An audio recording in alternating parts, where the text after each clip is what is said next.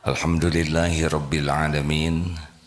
Segala puji, puja hanya milik Allah Subhanahu wa Ta'ala yang maha dekat, maha mendengarkan apapun yang terucap.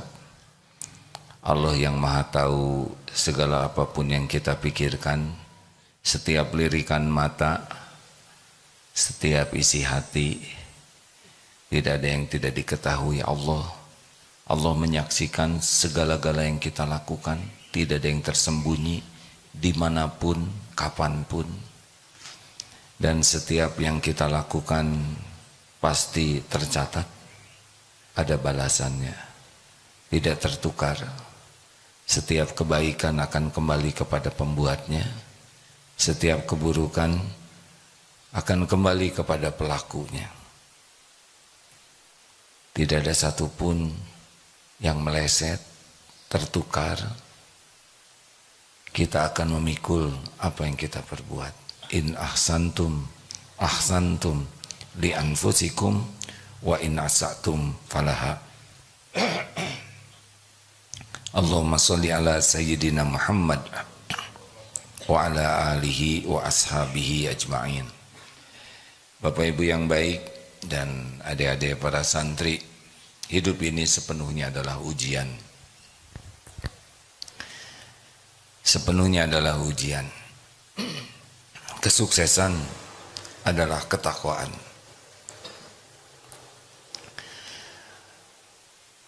Harta, gelar, pangkat, jabatan, kedudukan, popularitas sama sekali bukan tanda sukses.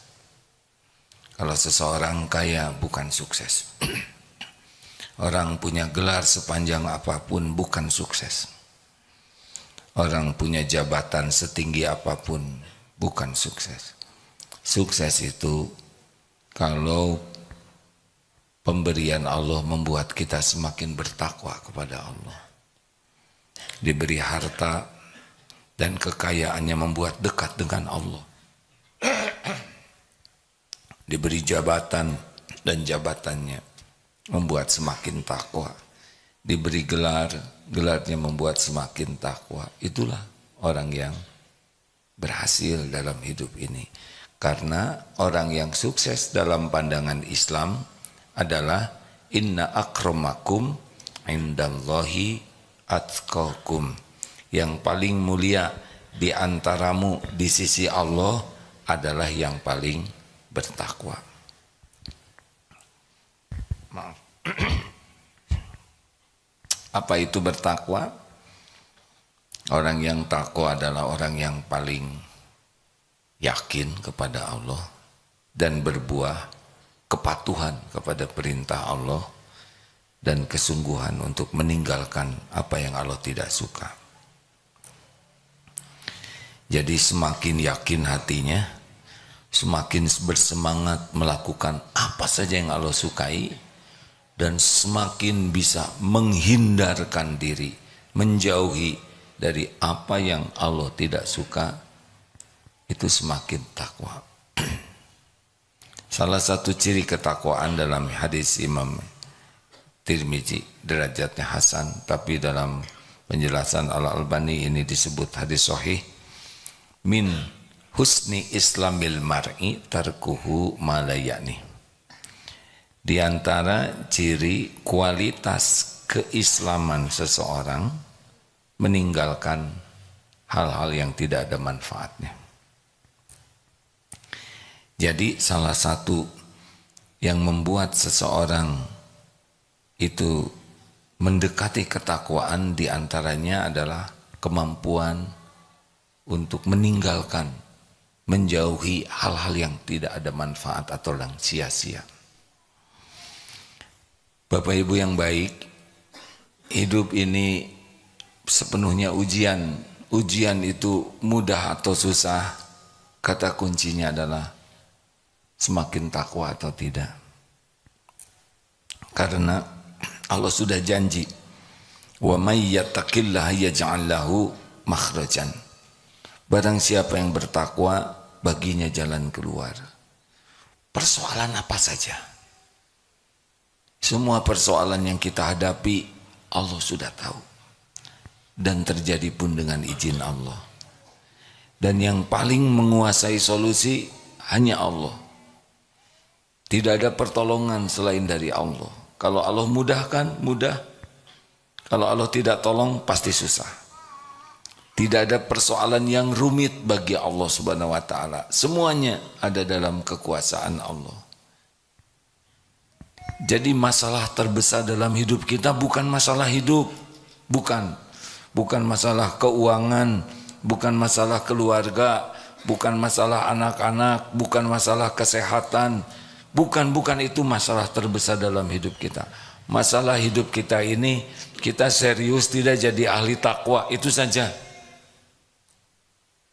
Karena kalau kita makin bertakwa, kita seperti diberi kunci, Allah nanti menyelesaikan masalah kita. Jadi pikirannya harus kita robah, bahwa solusi itu bukan karena kepintaran, bukan karena pengalaman, bukan karena kekuatan, bukan karena kehebatan, bukan karena jaringan, bukan. Walaupun punya kepintaran, kalau Allah tutup saja. Solusi terbaik itu adalah karena ketakwaan.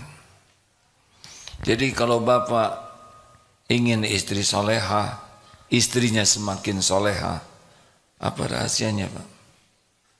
Bapak jadi suami yang paling soleh. Bapak tidak bisa menyolehahkan istri. Ibu, ini ada tamu nih dari jamaah Masjid Baitus Salam Semarang, 120 orang. Mana? Masya Allah, Alhamdulillah. Selamat datang. Kulo ngaturaken matur suwun sanget. Samenika kula durung saged basa Jawa yo.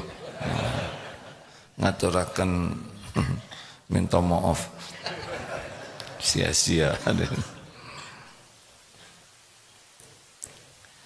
Ibu ingin punya suami yang baik? Bu, ibu ingin suami ibu jadi suami yang soleh? Ibu bisa menyolehkan suami tidak? Ibu bisa menyolehkan suami tidak? Gak bisa. Hanya Allah yang bisa menyolehkan suami ibu. Apa yang harus dilakukan agar suami ibu soleh? Jadi istri yang solehah, yang bertakwa. Itu solusinya. Kita ingin punya anak-anak yang soleh, soleha, bagaimana? Jadi orang tua yang bertakwa. Jadi bukan maksa anak-anak jadi soleh, tidak bisa. Kunci pertamanya, layakkah saya dititipi anak yang soleh? Hanya Allah yang bisa membulak-balik hati anak-anak, bukan kita.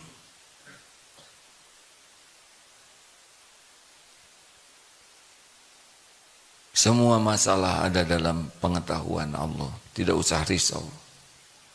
Yang risau itu kita tidak ditolong oleh Allah. Kenapa tidak ditolong? Karena tidak memantaskan diri menjadi orang yang layak ditolong oleh Allah.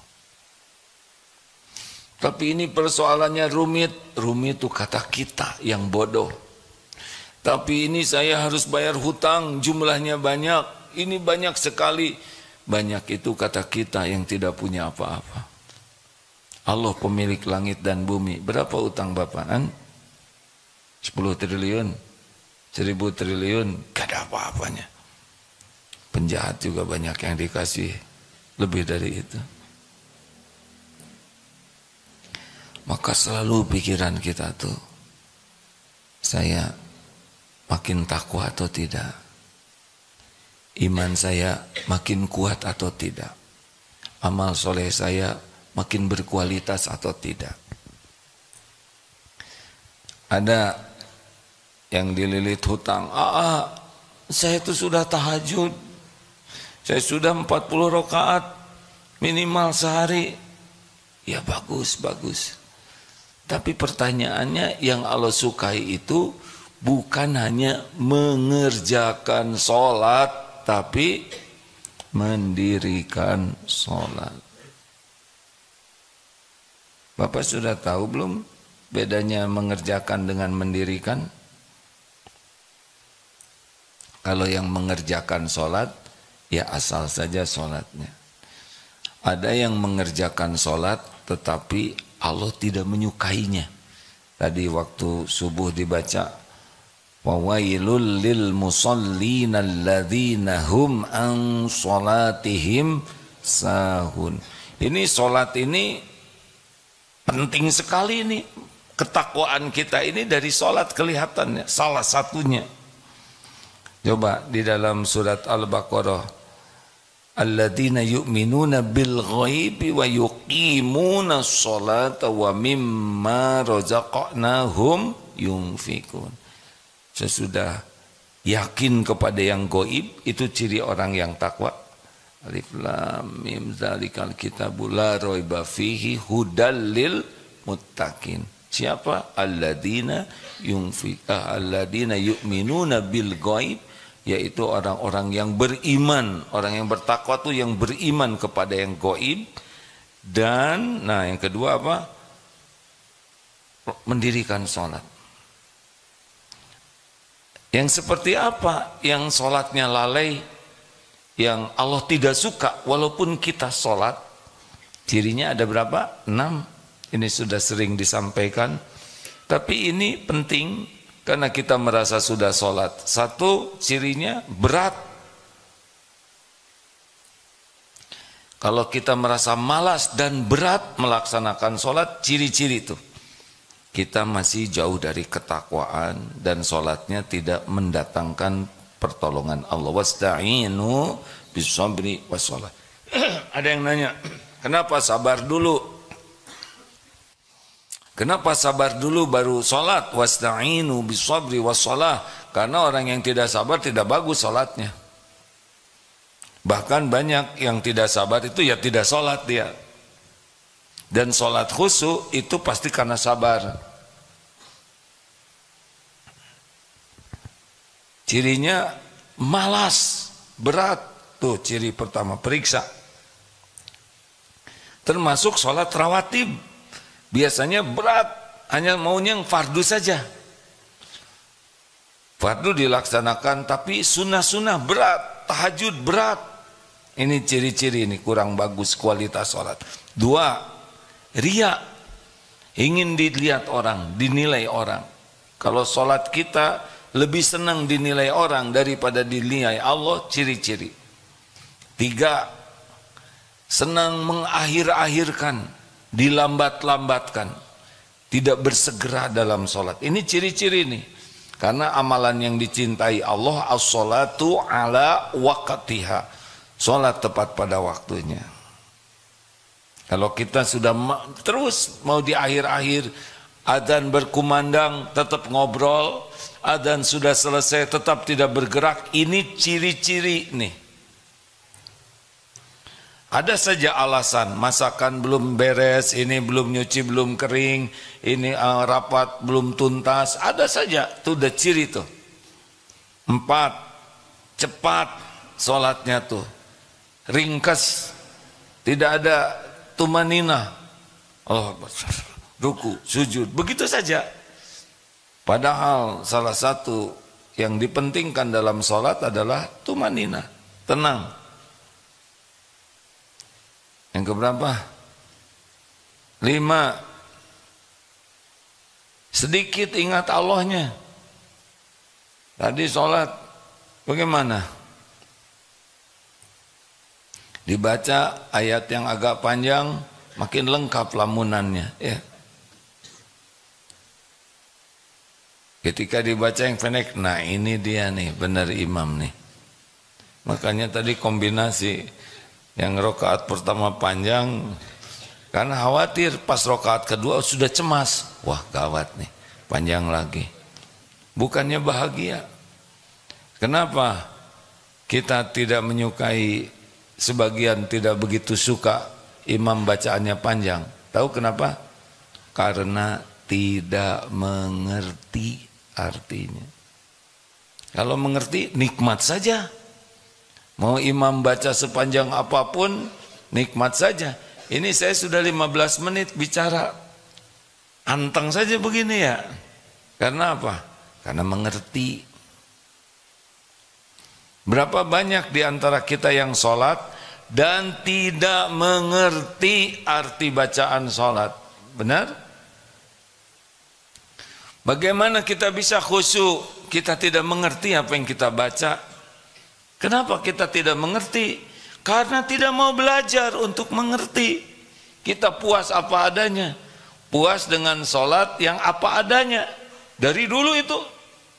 Yang dipegang cuman pelajaran SD. Sekarang umur 70 tahun. Jadi jelas. Kenapa hidup ini ribet terus, Pak? Halo? Jelas tidak? Karena memang kita tidak melakukan apa yang Allah sukai. Kita sholat, tapi tidak mendirikan sholat. Yang Allah sukai itu mendirikan sholat. Wa aqimis sholat li dzikri, dan dirikanlah sholat untuk mengingatku, mengingat Allah. Lah kita sholat segala diingat selain Allah. Jadi kebalik-balik. Makanya salah satu ciri ketakwaan seseorang pasti bagus sholatnya. Dan yang keenam, ciri orang yang lalai dalam sholat adalah malas berjamaah. Ini bapak-bapak dari Semarang tiap hari pasti ahli masjid nih. Jangan cuma pikniknya aja. Giliran mau ayo ke Bandung, ke Darut Tauhid, daftar. Tapi hari-hari jarang ke masjid. Tidak bisa, Pak. Apalagi lelaki, dibakar tuh rumahnya. Rasulullah tuh sampai mau membakar rumah dalam tanda kutip ya. Laki-laki yang tidak ke masjid. Laki-laki tidak ke masjid tidak usah disebut lelaki solehah ya. Tetapi ya tidak jantan lah. Nah hadirin sekalian, jadi kalau ada masalah itu yang kita pikirkan tuh bukan sibuk memikirkan solusinya saja, tapi memikirkan bagaimana Allah menolong kita. Itu yang benar. Bukan saya memecahkan masalah, tapi bagaimana saya ditolong Allah memecahkan masalah. Bagaimana saya bayar hutang? Bukan bagaimana Allah melunasi hutang-hutang saya. Bagaimana saya menjadikan anak-anak jadi soleh? Bukan bagaimana Allah menolong menyolehkan anak-anak. Kita kadang takut, misalkan takut oleh anjing yang takut digigit anjing. Seharusnya takut Allah mengizinkan anjing menggigit kita. Bukan takut celaka, tapi takut Allah tidak melindungi kita. Jadi harus ke Allah dulu, pemilik keselamatan. Ini Bapak dari Semarang ke sampai sini selamat, itu hanya Allah yang nyelamatin, Pak. Kita jarang menyadari bahwa selama ini kita bisa selamat itu pertolongan Allah. Tiap hari kita pergi ke sana sini, tuh ada yang celaka di jalan. Kita kok nggak celaka? Berarti Allah melindungi kita. Tiap waktu kita makan langsung masuk ke saluran tenggorokan, kerongkongan, nggak tahulah apa namanya, pokoknya selamat. Siapa yang nyelamatin ini? Tuh ada yang tersedak, betul tidak? Kita jarang menyadari kenapa minum tidak ngumpul di paru-paru. Kita jarang menyadari bahwa kita tuh setiap saat dijaga, dilindungi, ditolong oleh Allah. Benar? Jadi Pak, Bu, jangan takut menghadapi hidup ini. Mau apapun nanti ujiannya ke depan, bukan nantang ya, tapi takutlah kita tidak ditolong Allah. Jadi yang kita pikirkan setiap waktu kualitas ketakwaan kita. Lihat masalah dalam keluarga, apa? Misalkan punya usaha, kenapa usaha begini? Solusinya ketakwaan. Kita benar-benar tidak yakin ke Allah. Kita udah benar-benar tidak mengamalkan apa yang Allah suka. Kita benar-benar tidak menjauhi apa yang Allah tidak suka. Nah, salah satunya yang Allah sukai itu adalah menjauhi hal yang tidak manfaat. Makin terpelihara dari hal-hal yang tidak manfaat, kita makin takwa tuh. Dari mana? Coba kita usut dari atas ya. Dari pikiran kita. Kita sering tidak memikirkan hal-hal yang tidak manfaat. Kenapa segala urusan kita pikirkan? Sedangkan Allah yang harus kita tafakuri, tidak. Kenapa tetangga beli mobil kita pikirkan? Dari mana uang mukanya? Berapa kali cicilannya? Itu mobil bekas atau siapa? Mau apa? Kenapa kita harus menyelidiki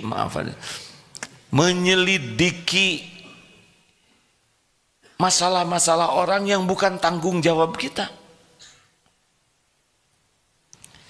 Kalau kita mau mikir manfaat tidak nih pikiran ini, yang saya pikirkan ini manfaat tidak? Itu tanya, udah mikir yang manfaat. Apa yang bisa membuat kita makin ingat Allah, yang membuat kita makin taat kepada Allah, yang membuat kita makin yakin ke Allah? Ilmu, banyak pikirkan zikrullah, banyak pikirkan apa yang Allah sukai. Kalau nggak suka, udah. Sebel banget orang itu menghina saya, udah, mengapain kita mikirin dia? Tapi dia menghina saya terus, udah. Tuhan kita tuh Allah. Apa yang harus kita lakukan kepada orang yang menghina kita? Apa coba? Apa? Maafkan. Wal 'afina 'anil nas. Selesai. Orang menghina kita, izin Allah bukan? Izin Allah. Ada kebaikan tidak di sana? Pasti ada. Nah, itu yang dipikirkan. Oh, Allah mengajari saya untuk tidak suka menghina orang lain. Saya dihina orang berarti ini perbuatan yang tidak boleh saya lakukan. Saya dihina orang adalah jangan-jangan ini karena saya suka menghina orang, sehingga ini menimpa saya. Tuh begitu. Jadi mikirnya tuh positif, sesuatu yang jadi amal soleh. Mata, hati-hati hadirin, orang Indonesia 5,5 jam buka HP. Berbahagialah yang HP-nya jadul sehingga membosankan. Yang HP-nya canggih, makin bagus, makin cepat, kuotanya banyak, internetnya cepat. Di sini nih bisa menguatkan iman, melemahkan iman. HP ini nih bisa membuat kita jadi ahli takwa atau jadi orang yang Allah murka. Di sini nih, di sini hadirin yang punya HP. Serius, ini serius sekali. Karena berjam-jam kita membuka ini. Kalau yang kita buka hal yang manfaat, yang membuat kita ingat kepada Allah, ilmu yang manfaat, di sini penguat iman. Tapi nafsu kita tidak suka lihat yang baik-baik. Nafsu kita itu ngajaknya lihat yang error di sini. Nggak tahu kalau kakek-kakek masih suka lihat yang error, kakek-kakek juga lelaki. Ya udah tuh berarti error juga. Padahal saya kakek-kakek juga.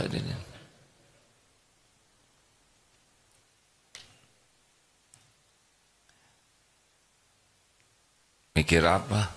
Mikirin HP ya. Ke masjid sih ke masjid, pakai kopiah sih kopiah haji, Tapi kalau lagi sendiri, makanya kata Ali bin Abi Thalib karamallahu wajhah, ada 4 yang paling berat tapi paling besar pahalanya. Salah satu di antaranya ifah, menjaga diri dalam kesendirian. Yang pertama adalah memaafkan ketika kita sedang marah dan mampu membalas tapi kita maafkan. Yang kedua, memberi, berinfak ketika kita sedang perlu uangnya. Kita lagi perlu, ada yang lebih perlu dan kita berikan, itu top. Yang ketiga, kita bisa menjaga diri tidak melakukan maksiat ketika dalam kesendirian. Di depan orang kita nggak mau buka-buka HP yang ngeres, ya kan? Si bapak ketawanya aku tahu aja kan. Gini Pak, kan ini maaf aja ya. Katanya orang yang suka buka-buka tayangan yang tidak bagus itu di sininya, di kukunya ada yang putih-putih Pak. Masa kukunya nggak ada yang putih, ya nggak? Langsung lihat begini. Nggak usah dilihat. Astagfirullah, saya dosa ini ya. Jadi si bapak ada yang pura-pura lihat, oh benar juga nih. Ini sia-sia, baru aja ngomong jangan sia-sia, mancing aja nih kakek-kakek nih. Maaf ya Pak. Yang keempat, berani berkata benar kepada orang yang ditakuti atau yang diharapkan. Kita takut kepemimpinan, gak berani ngomong benar. Atau ada orang yang kita harapkan bisa nolong kita, nah kita juga gak berani bicara benar karena takut kita tidak ditolong. Nah kalau bisa 4 ini mantap, itu ciri-ciri tuh ketakwaan seseorang. Hati-hati HP ini, semuanya harus menyadari HP ini bisa mendekatkan kita ke Allah, bisa menjauhkan kita dari Allah. HP ini bisa membuat kita lebih takwa, atau HP ini bisa membuat kita rontok ketakwaan kita. HP ini bisa membuat kita jadi orang yang ditolong Allah, atau sebaliknya. HP ini kalau tidak hati-hati membuat kita jauh dari pertolongan Allah. Sadari ini sama-sama hadirin.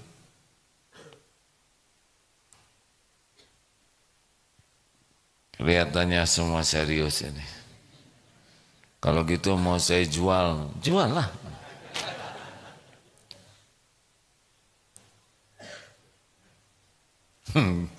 Jual beli HP.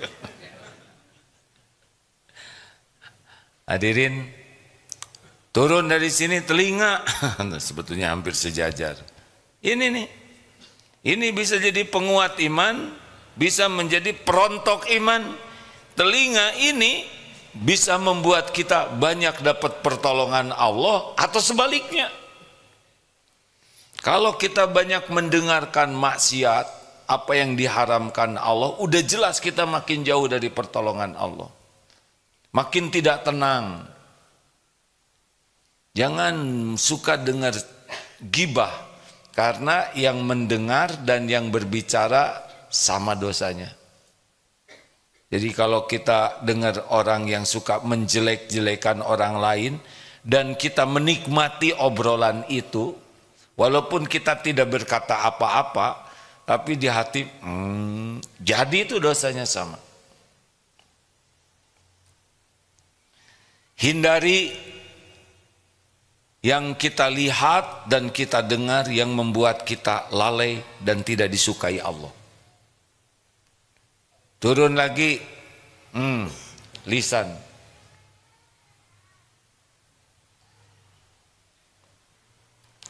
Nggak apa-apa Bu, itu ada adik kita menangis. Nggak apa-apa, tenang ya. Pasti suatu saat berhenti tangisannya ya. Pasti, nggak mungkin nangis seumur hidup, betul tidak? Dan kita yang mendengar, ya nggak apa-apa. Anak dibawa ke masjid gak apa-apa. Ada hadisnya. Rasulullah SAW pernah mendengar ada bayi yang menangis dan beliau mempercepat sholatnya. Berarti terdengar. Khusyuk itu bukan tidak mendengar apa-apa.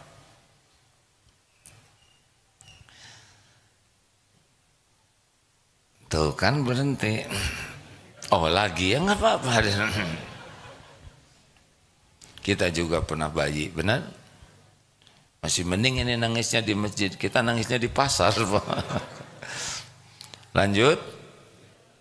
Nah mulai ke yang berbahaya, lebih bahaya. Ini lisan. Kalau orang sudah banyak bicara sia-sia, itu lebih dekat kepada bicara maksiat. Makin banyak bicara yang tidak disukai Allah, makin jauh dari pertolongan Allah. Itu kuncinya. Karena yang Allah sukai hanya dua. Falyakul khairan aw liyasmut. Berkata baik atau diam. Ini yang disukai Allah. Ini ciri ketakwaan. Ini yang mendatangkan pertolongan Allah. Bicara baik atau diam. Berarti kalau kita tidak bisa jaga kata-kata kita, banyak sia-sia, banyak perkataan yang tidak disukai Allah, artinya kita makin jauh dari Allah, makin jauh dari pertolongan Allah. Bapak Ibu banyak masalah, jaga lisan, itu salah satu gerbang agar kita ditolong oleh Allah. Bukan tidak boleh bicara, tapi bicaranya yang baik, niatnya baik, yang disampaikannya baik, manfaatnya juga baik. Kalau tidak, diam saja. Bagi yang senang ngobrol, siap-siap hidupnya banyak masalah. Ya, karena setiap ngobrol itu sangat berpeluang tergelincir. Tergelincir hati, niatnya jadi ujub, jadi ria, jadi dengki, banyaklah. Setiap kali ngobrol itu hati akan main terus. Lalu perkataannya bisa bohong, bisa ditambah-tambah, bisa menghina, bisa menyakiti orang, bisa gibah, bisa fitnah, bisa dusta. Selama bicara sangat berpeluang kita tergelincir hati, juga tergelincir kata-kata, dan itu artinya kita semakin menjauhkan dari pertolongan Allah.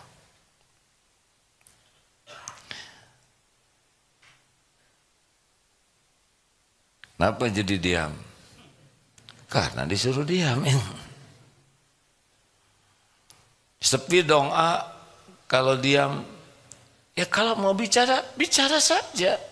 Itu perintahnya juga, falyakul khairan, bicara dulu baru diam. Tapi syaratnya bicaranya baik. Dari Semarang ke sini, aduh jauh. Jadi dekat nggak sih dengan bicara begitu? Jawab, nggak jadi berubah, benar? Macet, jadi lancar. Jadi lancar tidak? Nggak usah bicara itu. Aduh capek. Terus jadi gimana? Salah sendiri. Kenapa ikutannya? Udah jelas dari Semarang ke sini jauh. Yang dekat dari Semarang kemana Mas? Ke mall. Seperti mau ke Mekah. Aduh 9 jam. Ya udah cari yang 9 menit. Mau apa kita mengeluh?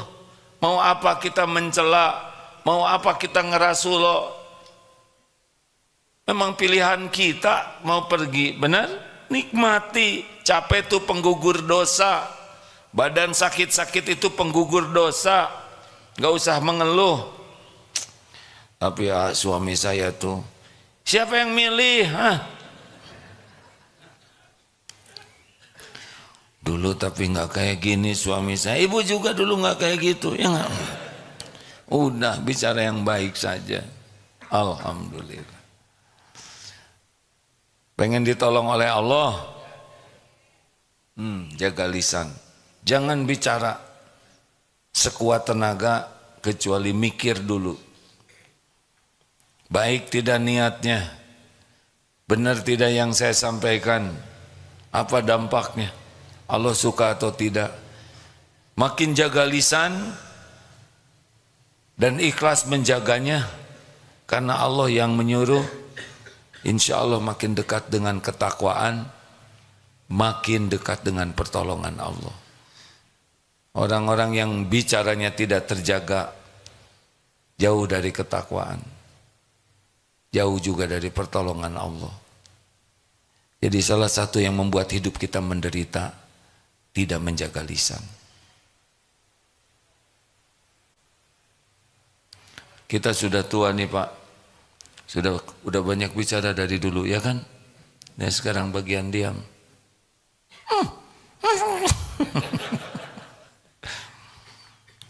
Nanti sepi begini hadirin, bicarakan tidak harus dengan kata-kata. Dengan perilaku kita juga sudah bicara banyak. Senyum yang tulus, menyimak dengan baik, sifat yang ramah, rendah hati, itu sudah banyak yang disampaikan. Tidak harus menjelaskan segala hal dengan kata-kata. Kalau tidak sesuai dengan kelakuan, malah jadi jatuh.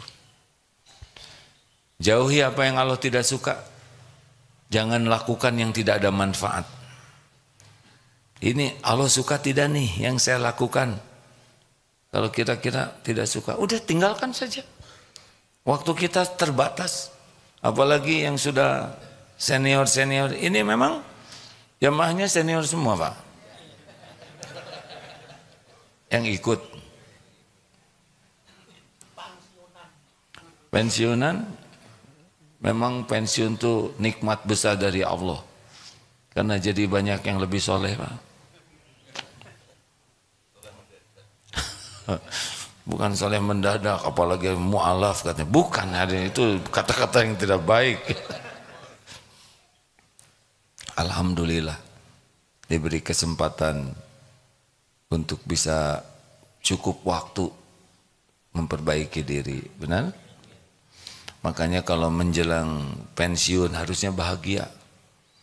Karena kita tidak lagi terikat lebih banyak oleh aturan-aturan yang kadang menghambat waktu kita mendekat ke Allah. Dan yang paling berat itu kalau lagi kerja tuh kecenderungan munafiknya lebih besar. Acting terus, duniawi saja. Seakan-akan mau dibawa kemana dunia ini.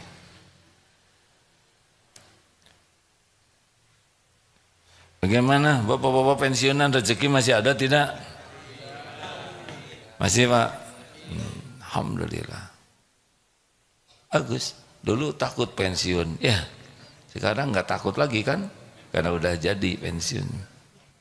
Banyak yang takut tua, tenang aja kalau udah jadi terima ya Pak ya. Nikmati Pak. Kita ini rata-rata lahir tahun berapa? Ada yang 50-an. Berarti sebagian sudah bonus ya. Yang di atas 63 bonus tuh Pak. Harus benar-benar bersyukur. Yang mau 63 ya siap-siap. Saya sekarang 62 Pak. Setahun lagi 63. Harus siap-siap betul. Bisa lebih cepat. Takut jangan mati. Oh jangan takut. Dunia ini mampir. Harusnya kita kangen kepada Allah tuh. Harusnya kematian tuh sesuatu yang kita rindukan. Bapak-bapak dan ibu-ibu dari Semarang ke sini pasti suatu saat lebih senang pulang, gak mau lama-lama di sini ya enggak? Iya kan? Ayo pulang, senang tuh. Kayak haji aja 40 hari itu. Kangen pengen pulang ke Indonesia. Karena di sana cuma mampir. Walaupun menyenangkan, Tapi banyak yang menunggu-nunggu waktu pulang. Bagusnya yang idealnya begitu, Pak. Kita kalau mau pulang tuh senang. Bakal jumpa dengan pencipta kita yang maha baik, yang mengurus kita setiap waktu, yang menutupi aib-aib kita, yang menjaga kita siang dan malam, yang kasih sayangnya tidak pernah bisa ditandingi siapapun. Harusnya kita kangen, rindu kepada Allah, ya. Harusnya begitu. Tapi kalau lihat bekal, rasanya merasa belum cukup. Ini ada baiknya, Pak, kalau tahajud, salah satu waktu di tahajud digunakan begini, Pak. Kalau saya ke surga, nanti apa aja, surga tuh enak. Semua kenikmatan ada di sana. Kebahagiaan yang tidak ada tandingannya. Apa yang tidak dimiliki di dunia, kalau ke surga kita mendapatkan segala yang terbaik. Sudah begitu, bayangkan kita di surga gimana senangnya. Sudah begitu, bayangkan kalau kita jadi ahli neraka. Tubuh terbakar, otak kita mendidih, minumannya nanah, kadang lahar. Kalau kulit kita sudah angus kemudian tumbuh lagi. Menginjak bara api neraka saja, otak kita tuh mendidih, ya. Belum lagi buah jakum berduri yang panas, dicabik-cabik. Bayangkan. Sudah itu, pikirkan, bekal kita kemana nih bawanya? Apa bekal jadi ke surga atau bawa ke neraka? Terus kalau kita mati misal, sudah berada di alam barzah, apa sih yang paling kita inginkan? Pak, kalau Bapak meninggal, terus ternyata di akhirat kita minus, apa yang paling Bapak inginkan? Ingin kembali. Mau apa kembali, Pak? Mau apa kembali ke dunia? Kalau kita udah mati dan ternyata nggak cukup bekal kita, kan? Mau apa kembali ke dunia?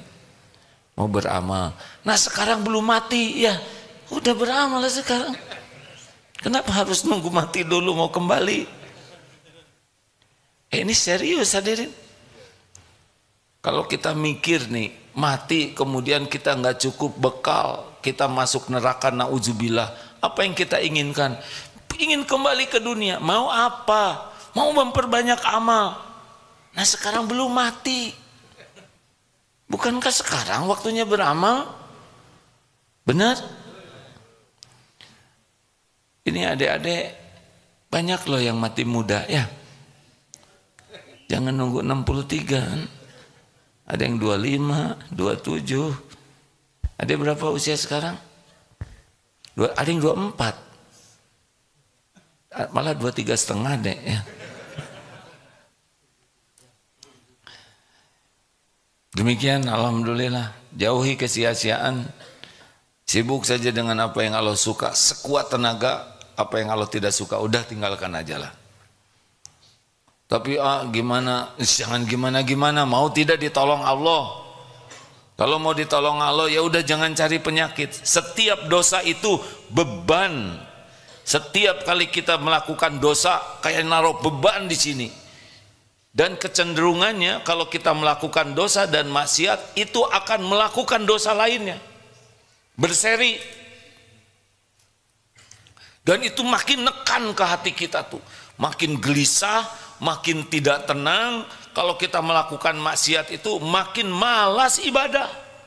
Makin malas ke majelis ilmu. Makin berat ke masjid, udah pasti itu.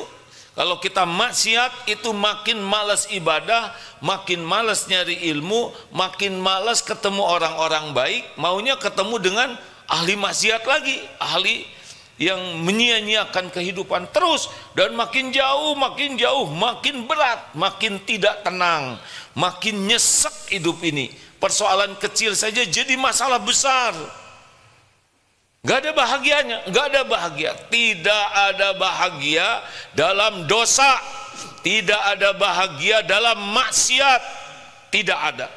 Walau dunia dikasih melimpah ruah, gak ada ketenangan, tidak ada. Allah tidak menciptakan kebahagiaan dan kemuliaan dalam dosa dan maksiat, tidak bisa. Jangan ukur kebahagiaan dengan datangnya dunia. Dunia nggak ada apa-apanya, cuman casing saja. Penjahat saja dikasih oleh Allah dunia ini. Jangan kagum kepada kekayaan, kedudukan, jabatan, popularitas. Gak ada apa-apanya, gak ada apa-apanya. Sama sekali bukan tanda kemuliaan. Mulia itu adalah inna akramakum indallahi atqakum. Sesungguhnya yang paling mulia di antaramu di sisi Allah, yang paling takwa, yang paling enjoy life, yang paling good life, bahagia hidup ini. Tenang. Masalah pasti banyak, tapi di sininya dibuat tenang oleh Allah. Lega. Rumah sempit jadi lega. Di sini. Uang sedikit jadi banyak. Uang banyak lebih banyak. Bisa beramal soleh. Wes ngono bae yo. Ya. Ada pertanyaan? Silakan.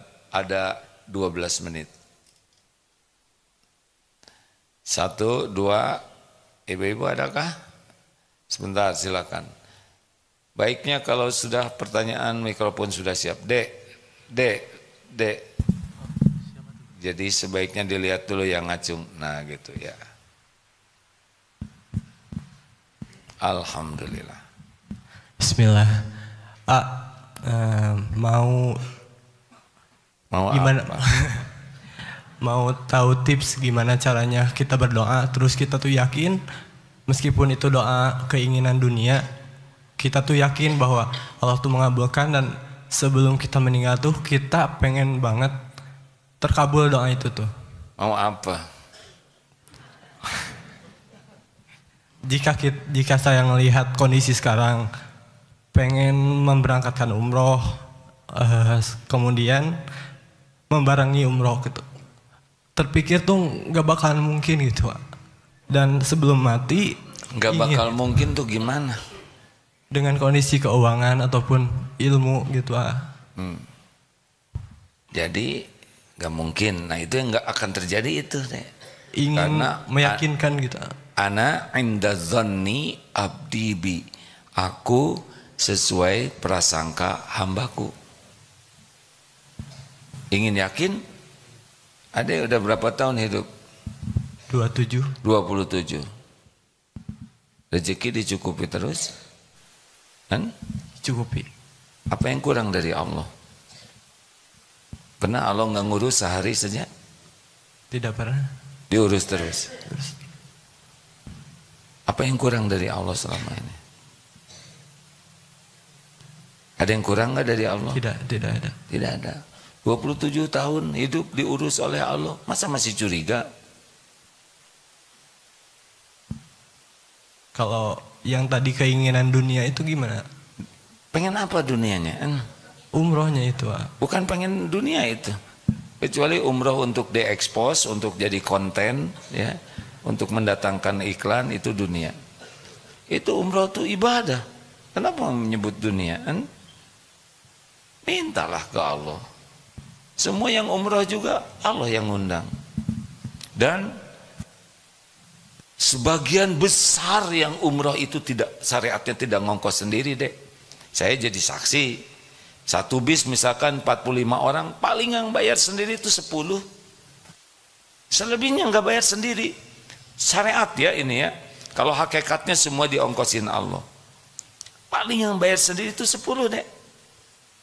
35 tuh nggak bayar, nggak pakai uang sendiri. Ada yang dibayarin suaminya. Lah iya, dibayarin orang tuanya, dibayarin anaknya, dibayarin menantunya, dibayarin kantornya. Ada yang dapat hadiah. Percayalah deh, sebagian besar itu syariatnya, nggak ngongkos sendiri. Udahlah, nggak usah pikirin jumlah uang, pikirkan supaya diundang Allah, itu cukup. Jalannya terserah Allah, nanti kalau Allah ngundang pasti ada jalannya, pasti ada jalannya. Gitu. Jangan bersandar ke makhluk, jangan bersandar ke tabungan, jangan bersandar ke gaji, jangan bersandar juga ke orang. Kalau gitu mudah-mudahan ayah ngongkosin, jangan. Jangan, minta ke Allah aja, biar Allah yang ngatur. Adik, berbakti ke orang tua, doa yang banyak, tahajud, jauhi maksiat. Udah kan tadi disampaikan ilmunya ya. Sholat ke masjid, datang sebelum adzan, cari saf yang paling utama. Apa aja yang Allah sukai, kerjakan. Apa yang Allah larang, tinggalkan. Doa, udah gitu, nggak rumit hidup ini deh. Semuanya milik Allah, tidak ada yang tidak mungkin bagi Allah. Kalau kita ingin yakin kepada janji jaminan Allah, lihat hidup kita ini. Selama ini kita diurus, dijamin oleh Allah, masa ragu? Mana Bapak sudah agak lama ya, 37 atau 73 Pak? 72, oh 27 kalau dibalikin lebih remaja lagi. 72 tahun diurus oleh Allah, gak mungkin curiga. Saya 62 tahun, Allah mengurus tiap saat. Bagaimana saya curiga? Kita ngaco aja diurus, apalagi bagus, benar? Model-model kita gini kan pantasnya kalau Allah hitung-hitungan gitu ya, dosa. Model kita kan pantasnya disambar petir Pak, jelebet, gosong, ditiup angin, habis. Apa coba kita ini? Sholat gak pernah khusyuk, gak ngerti, mulut ngomong aja terus, kakek-kakek juga kita ini kan. Kalau ditimbang hancur kita ini Pak, cuman kemurahan Allah aja, diberi umur supaya tobat. Begitu nih. Lanjut. 2. Oh, jangan berkelahi Pak, tenang, kita sudah tua ya. Bah, Abah mau? Iya, saya masalah Masalah apa Pak? 2 tahun yang lalu jadi ini ulasan aja mungkin masalah corona itu, cara berpikir kita waktu itu. Jadi minta ulasan dari Iya, bagi orang beriman virus itu semuanya ciptaan Allah. Allah yang menciptakan. Apa sih pekerjaan virus corona itu? Ya pekerjaannya bertasbih saja. Terus yang kena sakit, yang gimana? Yang memang udah oleh Allah ditugaskan. Si virus sendiri nggak milih Pak. Dia ujuk-ujuk ada ya kan. Terus gimana kok banyak korbannya? Enggak, yang meninggal itu karena udah waktunya. Tidak ada virus yang bisa bikin mati orang. Kita itu mati penyebabnya waktunya habis di dunia ini. Nah, meninggalnya dicabut nyawa oleh malaikat, syariatnya lewat sakit. Kita nggak boleh mengkambing hitamkan virus, paling juga mengviruskan hitam. Gimana kambing hitam, virus hitam ya, kasihan kambing ya. Ada yang mengatakan kita tidak boleh takut kepada virus, kita hanya takut kepada Allah. Terus dia tidak mau menggunakan masker, dia tidak mau SOP. Ini sepengetahuan saya tidak benar juga. Karena emang dalam Islam, dalam usul fikih, menolak kemudaratan itu sederhananya ya, lebih diutamakan daripada yang mendatangkan kemanfaatan. Misal kita salaman, itu manfaat. Tapi pada waktu itu salaman bisa menjadi syariat penularan. Maka kita tidak bersalaman itu bukan tidak mau silaturahim, tapi kita mencegah penularan. Jadi pahalanya 2. Satu, niat salamannya dapat. Yang kedua, menjaga diri dari tidak menularkan, itu dapat pahala. Jadi semuanya berpahala. Gimana kalau kena COVID? Saya alumni Pak ya. 2 kali kena, ya udah nggak apa-apa. Saya dengan Syekh Ali Jabir selisihnya sehari itu. Beliau kena duluan, besoknya saya, kemudian beliau masuk rumah sakit, saya masuk rumah sakit, tapi Allah lebih rindu kepada beliau, bekalnya sudah banyak, pulang duluan. Saya diberi kesempatan taubat. Jadi tidak boleh berlama-lama. Gimana kalau kita tidak boleh? Benar, itu kata-kata bagus ya. Jangan takut ke virus, tapi takut ke Allah. Tapi apakah beliau akan mengatakan hal yang sama kalau ada singa? Jangan takut ke singa. Tetap lari ya. Kalau bicara begitu karena virusnya kecil-kecil. Coba virusnya sebesar kambing. Lagu saya, ma dulu ya, maaf ya Pak ya. Silakan Bu, maaf. Tolong ibu-ibu. Waalaikumsalam warahmatullahi wabarakatuh. Sebentar Bu, dibantu dulu ya oleh timnya. Ya, terima kasih. Waktu kita agak terbatas. Assalamualaikum warahmatullahi Alhamdulillah Ibu. Baterainya barusan dicas, Pak. Ya, barusan dicas ya. Nama saya Sulistianingsih dari Pedurungan Lor, Pak. Jadi ini yang dipimpin Bapak Agus Siswanto ini tetangga saya, Pak. Tapi saya tidak tahu sama sekali ini tadi. Masya Allah, berarti Alhamdulillah, nanti Ibu ini santri masa keemasan Pak. Jadi sesudah Ibu ini berarti semua yang hadir ini akan daftar jadi santri masa keemasan gitu Pak. Maksudnya ya Bu. Saya tadi habis tahajud mendengar ada bis itu 3 langsung selesai tahajud Pak. Tapi saya terus turun ke bawah, saya terharu. Alhamdulillahirabbil alamin, saudara-saudara saya dari Semarang diperjalankan Allah. Iya. Ke Darut Tauhid. Alhamdulillah. Iya, saya juga jamaah Bapak Agus Siswanto di kajian Masjid Unimus dan juga di PRM. Masya Allah. Tidak yang ingin saya tanyakan, saya alhamdulillah diperjalankan Allah mengikuti pesantren masa keemasan. Di sini alhamdulillah Pak, memang sangat-sangat diberi pelajaran yang luar biasa. Hanya yang saya tanyakan, setelah sampai pulang ke rumah, doa apa yang bisa menjaga istiqomah kami? Karena ini kan PMK itu istiqomah untuk menuju husnul khotimah. Betul. Terima kasih. Wassalamualaikum warahmatullahi wabarakatuh. Waalaikumsalam. Doanya ya muqallibal qulub. Duhai Allah yang membulak-balik hati. Tsabbit qalbi ala dinik.